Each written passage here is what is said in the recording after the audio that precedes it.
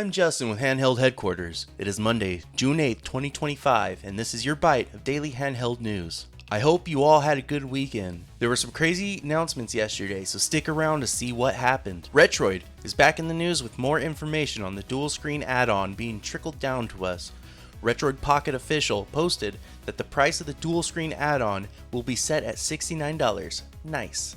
They also have clarified that it does in fact have touch support, contrary to the information that was given out previously. I originally was going to say no word on release date, but as I was writing this script, word came out that it is being put up for sale today at 9:30 p.m. Eastern Standard Time, so if you have been interested in this, you can head over to GoRetroid.com later today and get your order in. If you own an 8-bit Do controller and are disappointed that it does not connect to your Switch 2, rejoice!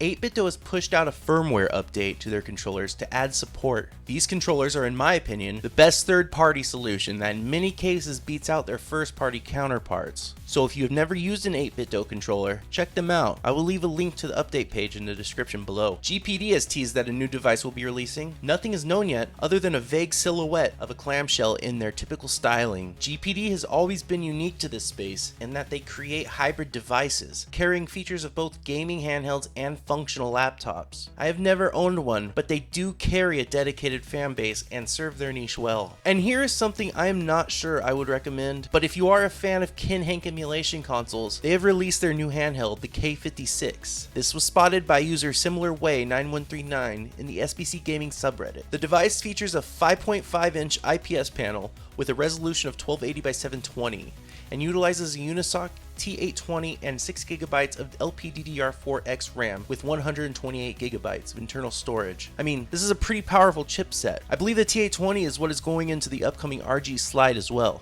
On paper, this thing looks good, other than the screen being a 720 IPS, but we will have to see because Kinhank has a bit of a shady reputation. If this is interesting, I would wait to see what reviewers are saying about this before sending $150 plus tariff to them. I'm sure one of the guys over at Retro Handhelds have already started talking about this. There was a big premiere event last night for Hideo Kojima's Death Stranding 2, as reported by geekculture.co. The event was held at the Orpheum Theater in Los Angeles, where attendees were treated to the first 5 minutes of gameplay footage from the game. Host Jeff Keighley, Kojima, and its cast then discussed the game, and Kojima ended it by reminding the audience that although the game would bring awe to them through gameplay and story, players should keep in mind that the theme of the game is about connecting the world. Death Stranding 2 on the Beach will be released on June 26, 2025, exclusively on the PlayStation 5. GOG is a digital PC storefront known for their DRM-free policy and being the go-to spot for new and classic PC games alike, usually packaging the latter with a pre-configured DOSBox instance to allow them to run on modern hardware. They have announced a new initiative that they call GOG One-Click Mod. GOG says they recognize that installing mods in games can be cumbersome at times, and they now have fan-favorite mods for their games available right on their website for free. This seems like an awesome thing, and I love what Good Old Games has been doing lately. Check them out in the link in the description below. And now, for our final bit and potentially the biggest news from the weekend. Xbox has finally showed off their rumored and teased device in a 10-minute video showing the development and partnership with Asus ROG. The ROG Xbox Ally and ROG Xbox Ally X are Microsoft's answers to bridging the gap between Windows PCs and handheld gaming. Though running on what seems to be a custom build of Windows, the device does not use its desktop interface. It has been designed from the ground up to never break away from the handheld and be a games first device through and through. It looks as though Xbox has taken an ROG Ally and attached a big Xbox controller grip to it